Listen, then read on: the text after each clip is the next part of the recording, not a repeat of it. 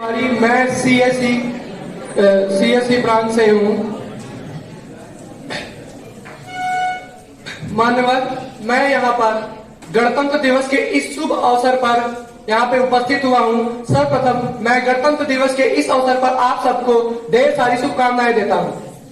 तत्पश्चात मैं भारत माता की जय से अपने इस भाषण का शुभारंभ करता हूँ। भारत माता की, भारत माता की।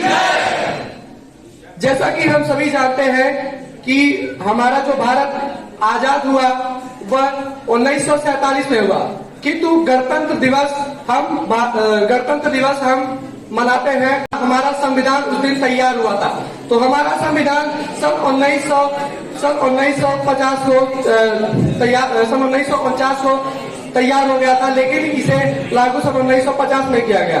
इसके पीछे एक बड़ी कहानी है जिसे हम पूर्ण रूप से उजागर नहीं कर सकते, किंतु हम किन्हीं बिंदुओं को अति गौर से इसे देखेंगे और इस पर विचार करते हैं कि इनका क्या योगदान रहा है।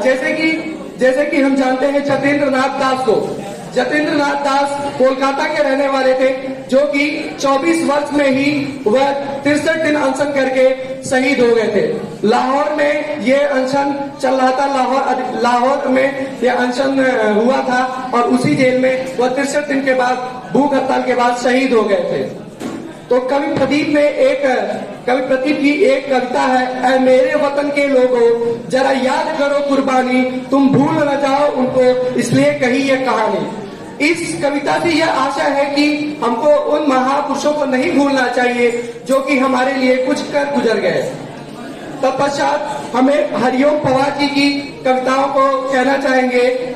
जो सीने पर गोली खाने के लिए आगे बढ़ जाते हैं, जो सीने पे गोली खाने के लिए आगे बढ़ जाते थे, भारत माँ की जय कहकर फांसी पर चढ़ जाते थे, भारत माँ की जय कहकर फांसी पर चढ़ जाते थे, जिनके कारण ये भारत आजाद दिखाई देता है। उनका नाम जुबा पर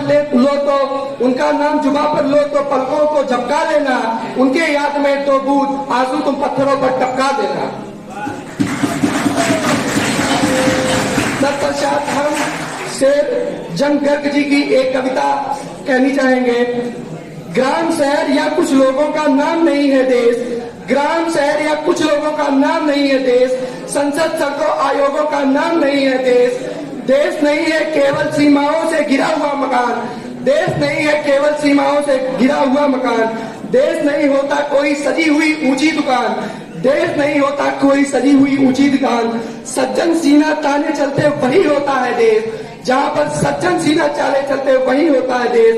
हर दिन में अरमान बचलते वही होता है देश, यह देश वही होता है। तो शेर जंग गर्ग जी की इस कविता से हमारा यह तात्पर्य है कि यह देश कैसा होना चाहिए, इस देश की क्या भावनाएं होनी चाहिए। जैसे कि हमें पता है कि हमारा हिंदुस्तान आज का सबसे युवा हिंदुस्तान है, क्योंकि हमारी जो औसत उम्र है वो 28 साल है।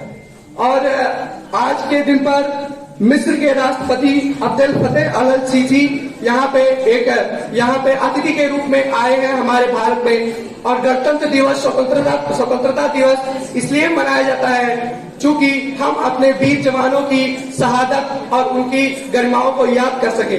जैसे कि हम जानते हैं इनमें BN. Rao, doctor Rajendra Prasad, B R. Ambedkar, Pandit Jawaharlal Nehru, Sardar Patel. जैसे कि सरदार पटेल की एक अहम भूमिका रही है, क्योंकि भारत में 552 रियासतों को मिलाने का काम सरदार पटेल ने किया है। अगर सरदार पटेल ना होते तो हमें कन्याकुमारी से कश्मीर तक जाने में हमको वीजा लेके जाना पड़ता है, नहीं जाना पड़ता। तो सरदार पटेल को भी आज के इस शुभ अवसर पर हम नमन करते हैं और हमारे सभी शहीद हुए उन सिपाहियों को नमन करते हैं, जिससे कि आज ये गणराज्य बना है और इस गणतंत्र की सुचारू व्यवस्था एक अच्छे ढंग से चल रही है। तो धन्यवाद।